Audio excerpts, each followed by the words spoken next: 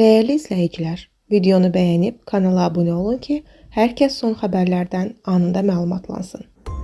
Aprelin 3-də Tovuz rayonunda qız qaçırma hadisəsi baş verib. Rayonun Əlibəyli kənd sakinləri nənəsi gildə qonaq olan 16 yaşlı qızı qaçırıblar. Açıqlama verən oğlanın atası Cəlal Məmmədov gənclərin bir-birini sevdiyini bildirib. Qız özü deyib ki, oğlanı sevirəm, əgər ona getməsəm özümü öldürəcəyəm. Onlar tətil günlərində vaxtlarını bir yerdə keçirirdilər. Artıq barışıq əldə olunub, qızın atası şikayət ərizəsini geri götürür. Qızın 18 yaşı tamam olub, yəni nikah yaşına çatıb. Hadisəyə münasibət bildirən qızın nənəsi isə qeyd edib ki, gənclər əvvəllər bir-birlərini sevsələr də sonradan qız bu izdivacı istəməyib. Onun sözlərinə görə məhz bu səbəbdən oğlan qızı qaçırmaq qərarına gəlib. Lakin nənə hazırda tərəflərin razılığa gəldiyini təsdiqləyib. Məlumata görə ailələr arasında yaranan narazılıq artıq həllini tapıb və şikayət geri götürülüb.